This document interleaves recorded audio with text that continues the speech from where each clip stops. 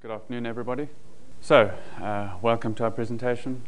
Hope you had a good lunch, good sessions earlier. My name is Derek Hulley. I'm one of the founding engineers of Alfresco and work on the testing of Alfresco as well.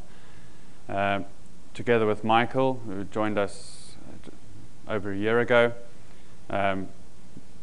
we form what we like to call the benchmarking team. So two of us at the moment, writing benchmark, load tests, and that kind of thing. We're joined by QA, naturally, who share the load with us. The focus of our talk won't so much be on all the different benchmarks that we run or any specific results that we get or anything like that. We dealt in the DevCon last year, we dealt with a few of the issues. We dealt with a few of the things around the benchmarking framework that we wrote and some of the results that we get and so forth. This is just a little bit of history. In November 2012, that's the developer conference last year, we had some tests running on the new benchmark framework at the time, including cloud sign-up, workflow APIs, and a few other things. We already started on some early stage automation testing for Share. And that's going to be the focus of this talk, is how we load test Alfresco using Selenium and the automation framework that is shared by our QA department as well. But as I say, we do have JMeter and stuff that we use in addition to all of this. We're just not going to focus on much of that.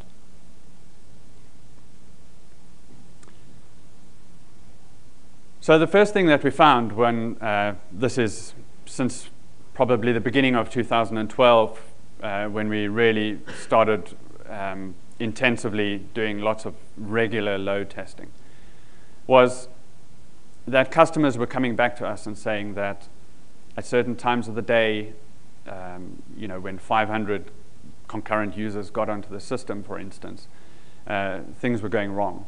And looking at their hardware and looking at the load tests that we'd run, we were seeing that there was a mismatch between effectively what clients were seeing and what our load tests were saying was actually possible on given sets of hardware. In fact, there were cases where the load tests were then handed over onto the site where someone would run them and actually not be able to reproduce the problem. And one of the fundamental issues that we deduced was that obviously our load testing mechanism was not adequate. And we put a lot of effort into putting smarts into JMeter. We had guys writing all kinds of plugin libraries to parallelize AJAX calls and things like that, recording things done by Share. Anyone familiar? Who's familiar with, shall we say, JMeter or any other load test framework? Right.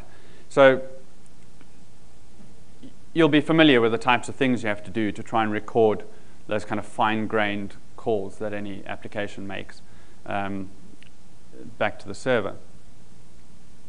We also found that even when we managed to reproduce, well, not reproduce things, but even when we managed to get to a fairly good approximation of what a server was being bombarded with by, by let's say 500 browser simulations, the actual maintainability of that was just beyond us, right? I mean, there are two of us, right?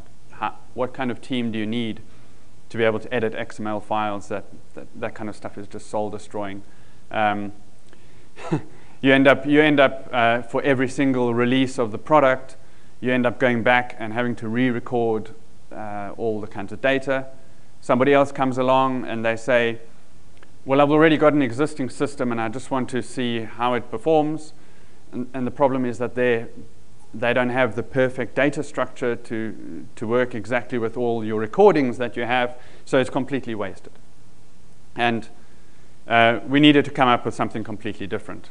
So Last year, at this time, we already had the benchmark framework in place to do scalable testing, and you can go and you can have a look at the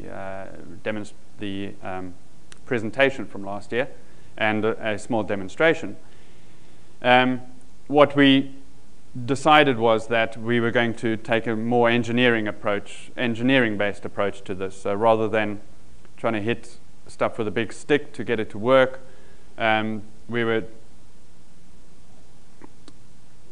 we were going to meet it head-on in a proper engineering project, something that was repeatable and, very importantly, would have a lot more reuse in the field. Michael Suzuki, and stepping away a bit from JMeter, we're going to go have a look at the share page. And as all share page is very complicated, a lot of things go within that complex page. I think I'll change mic. That feels better. Right. So where was I? Yes. My first slide, my first word, share page, very complex. A lot of things go in the share page, and half the time we don't know what goes on. And the browser is a very complicated and mature product. And within the browser, you have different caching strategies. With share, you have plugins, third parties. You also have different code changes that go, and to keep up with all those changes is quite complex. Now, what we see here is just one snippet of the page, the site members dashlet. Just the number of AJAX calls and the sequence it's being called and the different data. You can imagine it could be quite daunting to try to keep track of what goes on in a share page. So one of the problems we had with JMeter was we weren't able to see all these interactions that were going inside the page. And you can see here clearly, this is the site members dashlet trying to get the avatar of each and every user. We wouldn't have found this problem if we didn't try to interact with it as real users. And as you can see here, the sequence of event of calling each user was growing and growing and growing with time. And one of the problems we also found out about it is that it wasn't caching the image. So every time it would bring back the user, and the image for the user would be just for this simple gray image that's repeated across is 4K. So we wouldn't have found the problem that the size of the page was 800 meg. So JMeter didn't give us this kind of information that we wanted and needed. So taking that experience, we've come up with the WebDriver project about a year and a half ago, coincidentally when I joined. And the aim of the WebDriver project essentially is to mimic real user interaction with Alfresco share and make it easy, reusable code, a library that can be relied on and used by anyone who wants it.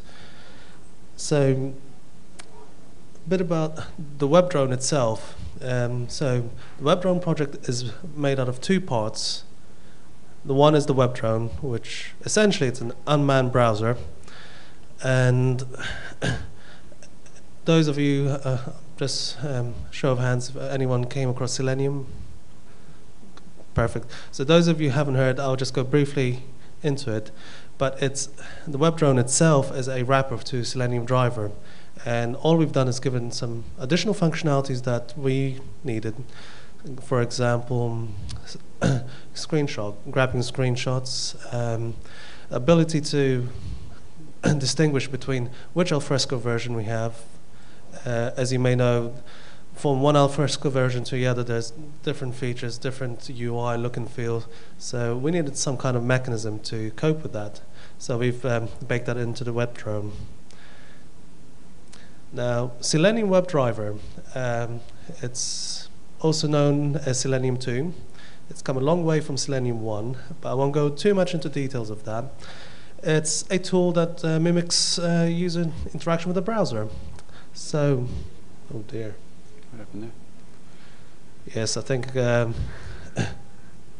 there's a bit of a glitch, but promise you it wasn't Selenium driver driving it. So the Selenium driver is basically a tool that mimics user interaction with the browser. It's language agnostic, so you can have any language, well, quite a few languages that you can use to work with it. It's supported by different OSs and different browsers. Essentially, the WebDriver is an interface, and it has a concrete class of the browsers. So if you want to have a Firefox browser, you just implement the Firefox driver. And the WebDriver is basically the API common to all of those to interact with the browsers.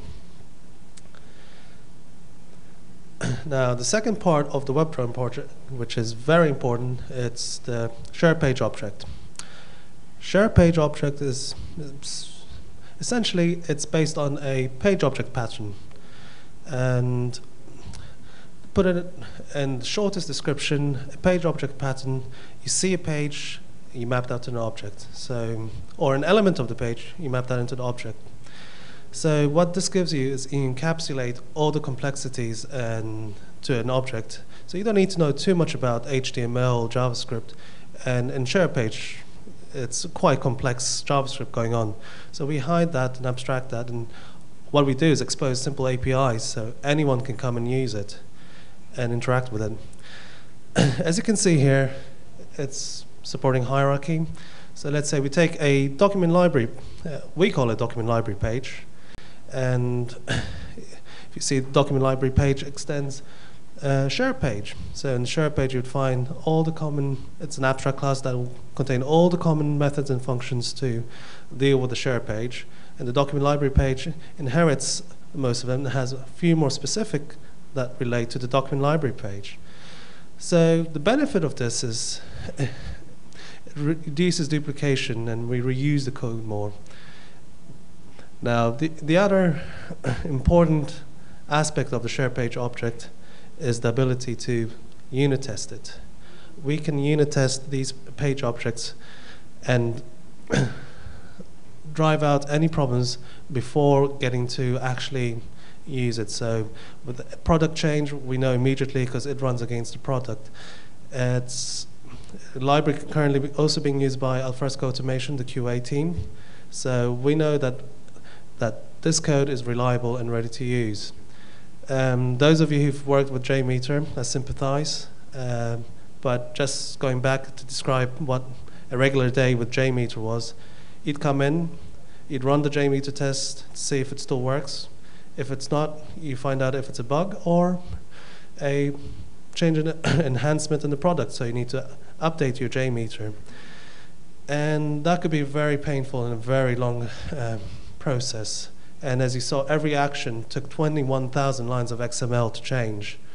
And if we had to change a few actions, that's a very long time to just get it running. While with the page object, it's probably just 4 lines or even less. So it makes it easier for us to maintain and reuse and share. Now, the last thing I'm going to talk about the share page object is the render. Those of you who've worked with Selenium may have come across some flaky tests where sometimes it passes, sometimes it fails. It's a common problem with Selenium, and essentially what it is, it's the WebDriver actually doing things faster than the browser is able to return it. And some of the common practices we've seen around is putting thread sleep. We discourage that, it's condoned, it's frowned upon, should not do that. What you have is basically an unconditional wait. And if you have 4 seconds wait here and there, and you have 1,000 tests and it's growing, you can imagine that the test automation of all of it will take a very long time to do. So we condone that, but what we've come... Condemn, sorry. Condone. I'll use simpler words. Do not use it. So what we've come up with is the render, and it's an interface that we have. You can see at the top, and every share page object implements that. And the render is the logic that checks if all the elements that you want to interact with in the page is visible. Once we have that, we know the page is ready to interact with, and we can use it.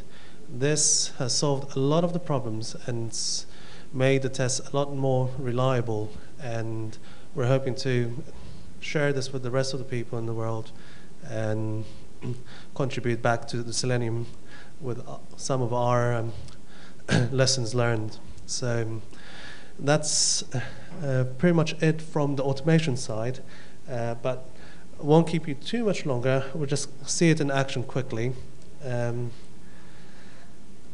It's basically running on Maven, so we'd put you won't see it, it's right underneath there. But all we do is basically run it from Maven. It's a Maven clean install, pass it some parameters. Some of the parameters we pass is the URL where we want to hit. And this is currently running on my machine live, and that's a local Alfresco 4.2. This is a unit test for the WebDriver. Correct. And this is in fact, a document library page test. So we're testing that the methods and the functionality of the document library is working correctly. And as you can see, we're very focused in the document library page. We're creating documents, creating folders, and at the end of the test, we tear it down. You didn't see that, but I think I should raise a bug. But so that's pretty much how quick it is for us to see and how easy it is to run it. Now I'll pass it back to Derek, who will. Right. So what Michael has given us is a very simple API and a very powerful library that effectively initially just wrapped certain common bits of share, but rapidly started growing as the sort of multiple developers came in and started writing more page representations.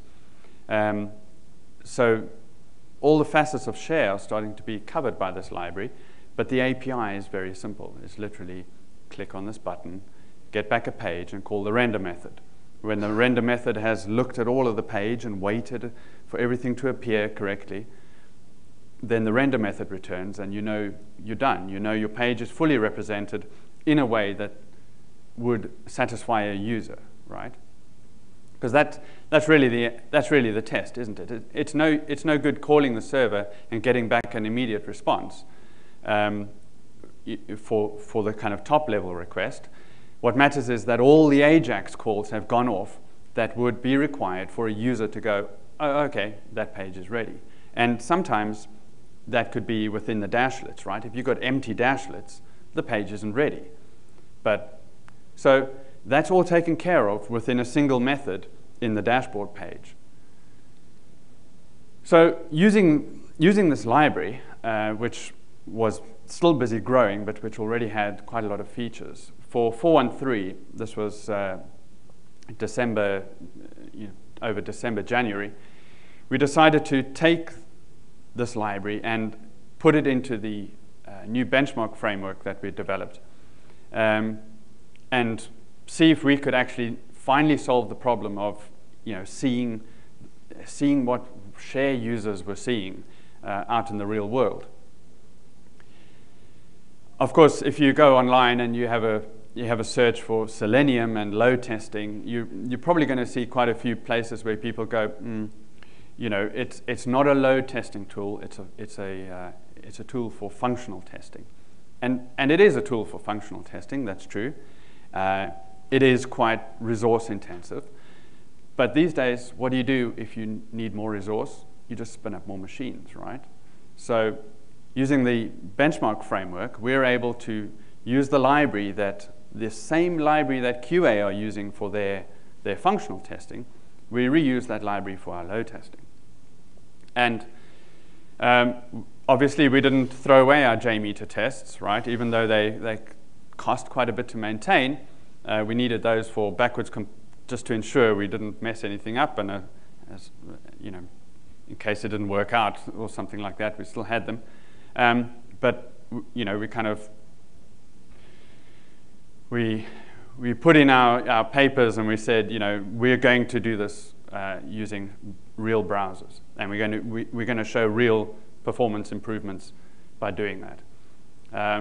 I'll probably put my job on the line. I don't know. But anyway, one of the requirements we had from a customer in the field was a very complicated group hierarchy and a few other things, 10 million nodes. So not really, 10 million content items, it should say, but that's not a lot of data. The big thing in here was the group hierarchy, where users would typically belong to 100 sites. Sites would be in 100 groups, kind of crazy things that somebody decided to do, but a real world example. So the next thing we had to decide was what kind of scenario testing would we do. Again, trying to mimic a real world user, you have to build in an element of random choice. We had the option of obviously letting user log in, do one action, and log out, which is really kind of more a functional test, and no user does that. Or say a user is going to log in and follow a prescribed path until they eventually log out, and perhaps there would be several options for them to take. The approach we came up with, and this is more in keeping with the benchmark framework, is a random-based approach, which is based on the data that the user can see on the screen to actually make a weighted choice as to what to do next. So I have a link at the bottom there for where we defined our scenarios for the 413 testing of what, as a user logs in. Well, let's put it this way. The first thing a user is going to do is go to share, right? They've got a 100% chance of going to share. From there, they've got a 100% chance of being shown the login prompt. That's pretty obvious. At the login prompt, they've got a 100% chance of filling it in and clicking. But after that, they're now on the user's dashboard page, and things start spreading out. The highest probability in this case was that they would get back from the dashboard page.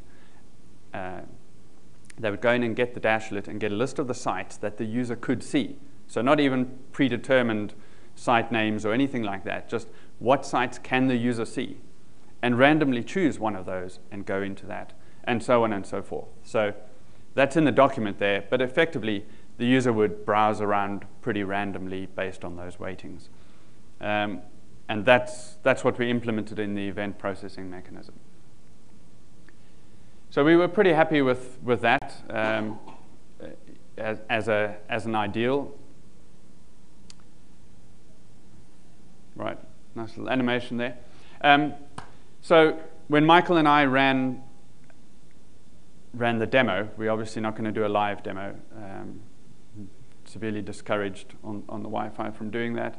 When Michael and I recorded the demo, I went into the Mongo database where all the benchmark data is recorded, and I did a query for one of the users just to see what this user did on his path through in one of these load tests that we ran. And in this case, it's a randomly selected user from the sort of user pool, 2655, and there's a list of all the things that the user actually did. If at any point that user had failed, one of those actions had failed, by the way, there would have been a screenshot, and we'll go forward and we'll build in sort of screenshots and movies and things like that in the future. But just to give a flavor, first thing the user obviously did was navigated to the share URL. So this is coming straight out of a NoSQL database, out of MongoDB, by the way. Navigated to the share URL, logged in successfully, then clicked on one of the pre-existing sites. Now, this was not a site that I put into the system, by the way. This was a site that had been there from a previous run that Matt actually did a few days before. So, I don't really need to care what data's in there. The user will just look around on the page and find stuff to do. Then went into the document library, and then randomly, for some weird reason, decided to search for quick jumps. So this is a flavor of the kind of things that we did. The search terms being random, the documents being pulled out of an FTP site somewhere in a cloud, and pretty much driving stuff as much as we could based on random probability.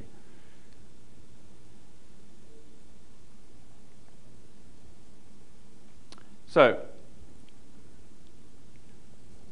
let me just go back one thing.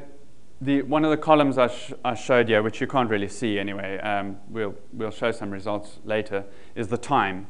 So obviously every single one of these events is timed. And I just want to get a little bit into what that means, what it means to time a browser screen. It's a bit of a tricky concept in a modern world where the browser is actually constantly busy. So let's take an example of after the user logs in and they presented with the dashboard page. How do we measure how long it actually takes for the user? So I've arranged things in sort of increasing complexity, where the event processing mechanism of the bench of the load tests comes in on the left there with the process event. It then asks, so the login event processor says, well, okay, I call login as on the login page, right? You get back the login page, sends a bunch of keystrokes off to Selenium, fills in the fields, and clicks the login button, after which case the login as method actually returns a dashboard page. So this is the beauty of the library, the WebDrone library, right? It's really simple. I click login as, I get back a dashboard page. It's a really, really simple API to use.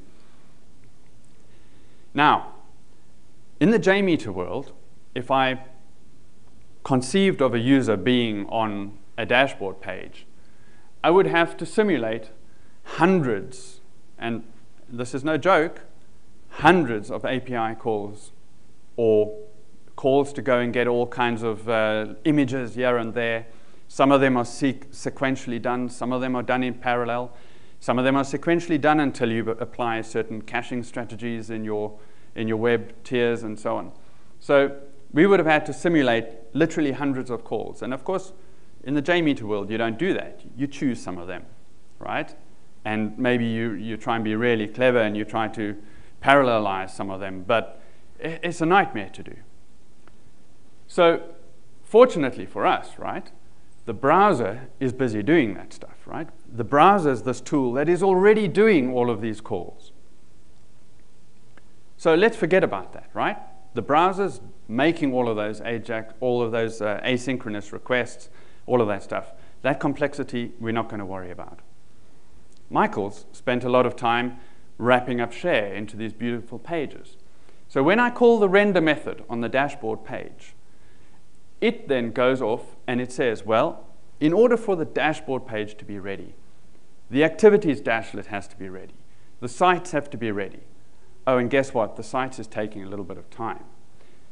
So the WebDrone project actually keeps going back every few milliseconds, or tens of milliseconds, whatever the configuration is, and says, well, are the sites ready yet? No. Wait a bit. Are the sites ready yet? No. Wait a bit. All of this time, these calls are going on, managed by the WebDrone project. My event processing mechanism, which is the load driver, is still waiting for the render method to return. Nothing's come back yet. So that's the bit we time, is how long does it take for that render method to return? And all of that complexity, waiting for the sites, the docs, the activities, all the little panels and things to appear on the page, that's all taken care of us, right? So we don't need to worry about sending keystrokes to Selenium, and we don't need to worry about actually going back to the page and checking that all the bits and pieces are there. So for the load tests, that's what we end up with. We end up with just those calls. And this library, by the way, it's available for anyone to use if they want to as well, the WebDrone. So we've taken away all of this complexity, and we have a neat single method that we have to put a timer around. And that's easily achieved.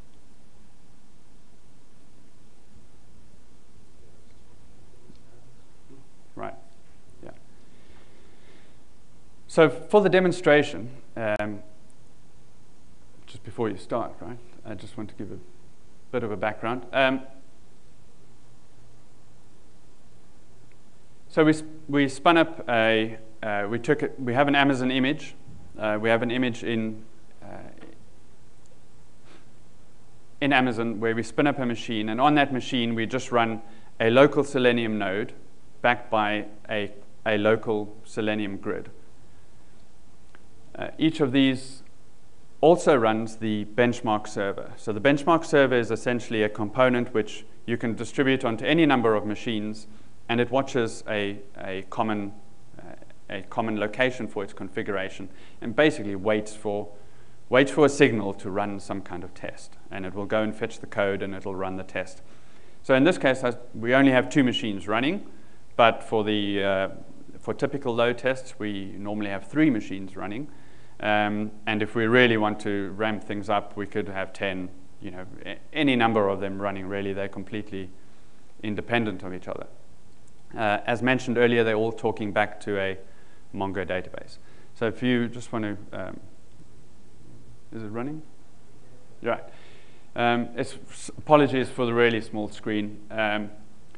Both of these machines at the moment, we've got the Selenium nodes running as a foreground process.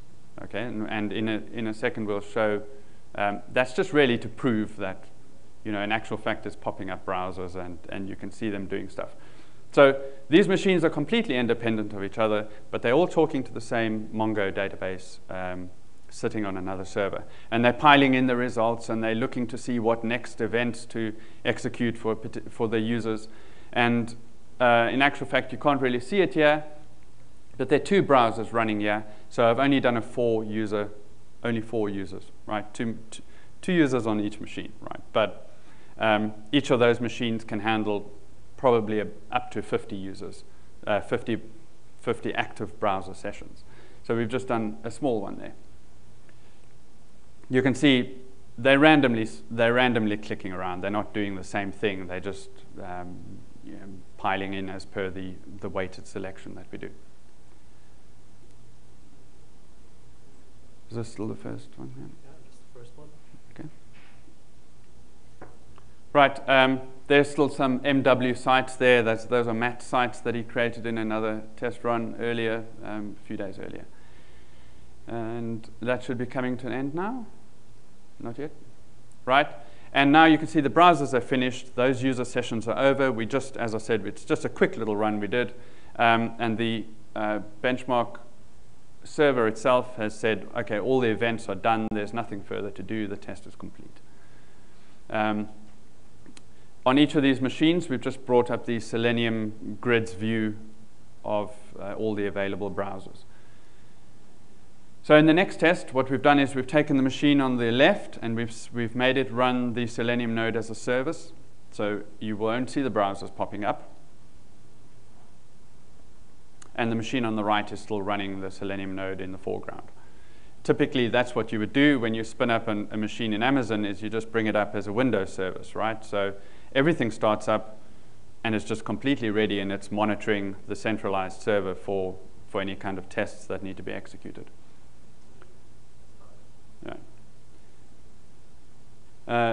Yeah, you can't see it, but the test has said it's gone into run state. Don't worry about it. The replays will be on the videos and stuff will be on the Summit side.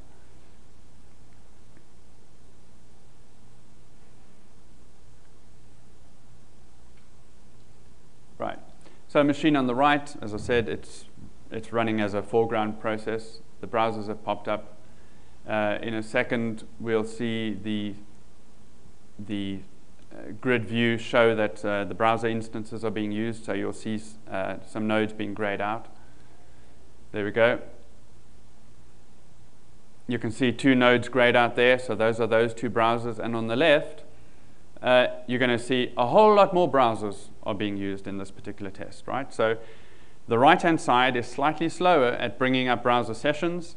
So the left-hand side, well, it's got plenty of capacity. It's faster. It brings browsers up a lot faster as when it's not in the foreground. So it's kind of picked up more of the load. Of course, eventually they all balance out, right? Because the benchmark framework itself has set number of thread limits that you can, or concurrency limits that you can set. And again, it's just going through the process of logging in and running the random test.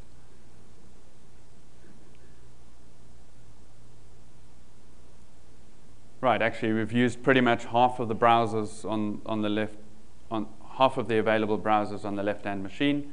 The test has gone into stop state. I can't actually see myself, right? There we go.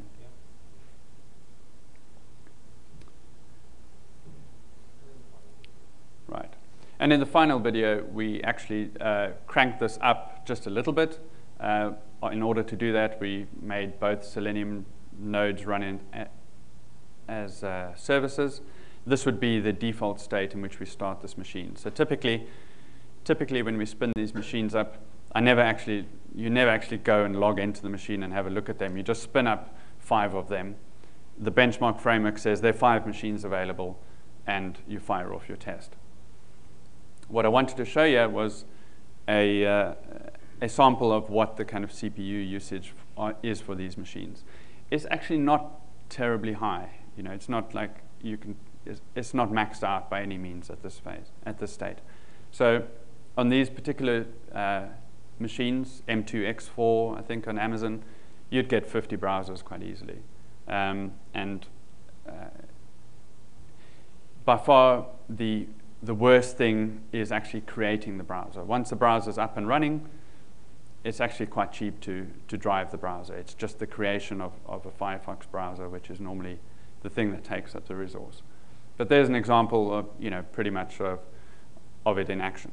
And this is how we ran the tests. We used Rackspace for 413, but we use Amazon for, you know, testing our cloud installations, and actually for our recent cluster testing that we did up to 60 node clusters.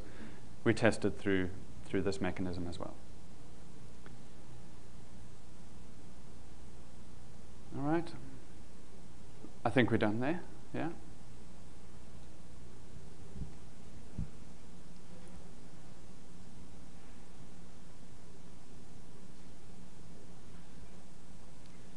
So, as you've seen from the demo, every event is pretty much recorded, whether it's successful or if there was an error. We record everything.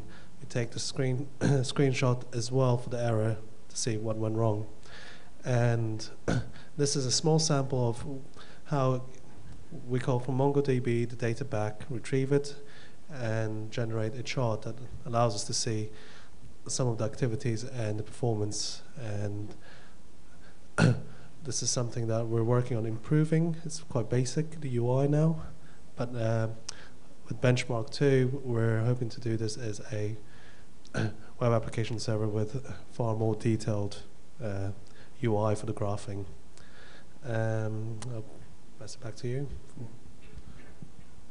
Yeah. Ongoing load test. Yeah.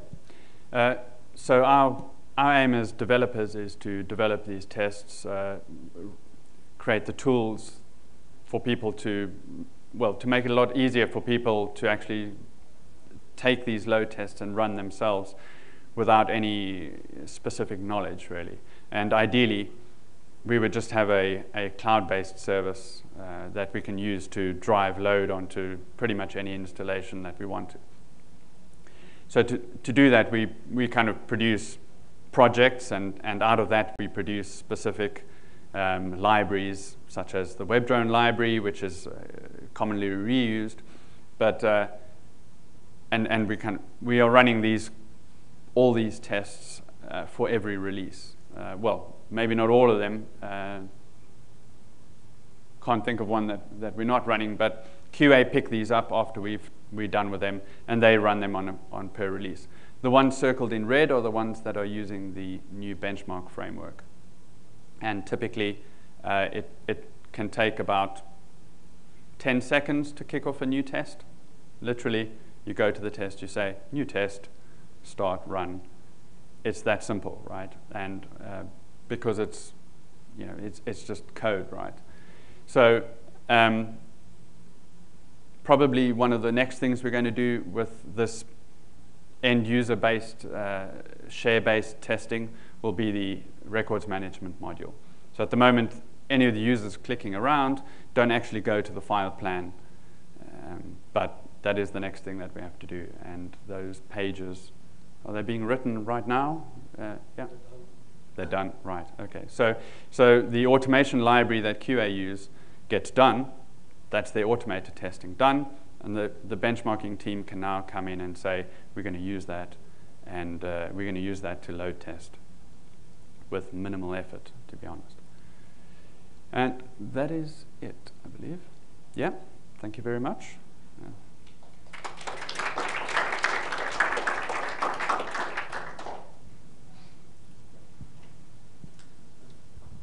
Does the API support single sign-on?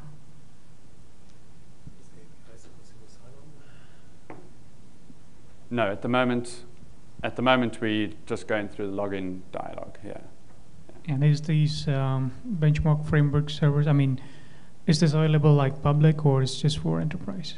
No, it's a public project. Okay. Yeah. So at the moment, the version we're showing here and the version we've been doing all our testing on is 1.4.x, which was a little bit techy. So typically, I set up the tests, and then QA and everybody else come in and run the test, right? Because it's a little bit tricky at the moment to set it up, mainly because of packaging reasons and because of a few Maven mistakes I made in the early days. But we're working very hard on a version 2 of the benchmark framework. And the version 2 of the benchmark framework will actually already has an iPad application that goes with it. And it'll have a web front end, and it'll just be a WAR file that you deploy. So yeah, the version 2 is definitely the one to watch out for. When that gets released, I'd say it's the one to use, really. Yeah. Are these steps documented in the wiki or somewhere else? Yeah, there's a README in the code. As I say, it's actually a little bit. I wouldn't encourage anybody to try and build a testing platform on the version 1.4. But as a proof of concept, it certainly has done the job, right? I mean, you'll see the rewards in share from version 4.1.3. We raised something like 53 performance bugs just from that specific, in the first set of load tests that we did. Things that we hadn't seen in JMeter in a year and a half. And, you've got to test in as many ways as you can, and you just got to try and get better. So as a proof of concept, the 1.4 has worked, and hopefully the version 2 will be consumable by pretty much everybody. That's the idea. Thank you. Okay. Of course, the WebDrone library is, that can be picked up by anybody who fancies doing a little bit of automated testing. Extended, add in your own pages if you've got extra pages or something like that. Or if you've got a particular use case that you want to particularly try out. Yeah. Okay. When do you think 2 will be ready? Right, sorry. Yes, when it's a pretty small room. So when will version 2 be ready? It's tricky to say. We're probably 50% of the way through doing it in shall we say, by a month and a half's time. A month and a half of, there's Christmas as well, isn't there? Right. There are a few more weeks of effort, but it's pretty close. All the underlying execution framework is not going to change. This is all about presentation. So it's actually more about user interface, neatness, and that kind of thing. Yeah, and probably we'll give a large part of the effort at the end towards documentation. Yeah. Our aim is yes. Can these projects be built on to test custom UIs on top of Alfresco at all? Yes. Okay. So pretty recently, you know Gabriele, right?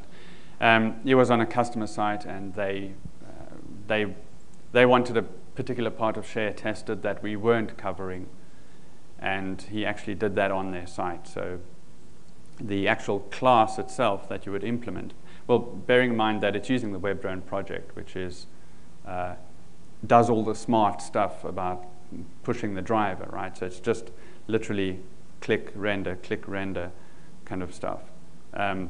Yeah, it fits on the screen. A typical event processor extension would fit on a screen, and it's usually Spring-based, of course. So yeah, you can add in more. Just to add to that, yes, it will do it, and it's also configurable. So if you didn't have document library and named it something else, we can actually configure that end to say we're looking for this, and the label is so forth. So these are kind of, as we grow, we're learning how each and everyone uses it and try to make it as flexible and simple to use. Yeah, so it's a proper software project, really. That's the idea. It's not some XML sitting somewhere that nobody understands. Yeah. 3 minutes, right? Well, we might be ahead of schedule. Any more questions? If not, you've got our links and addresses and everything like that, and we're super keen to answer any questions that you might think of. Thank you very much. Thank you.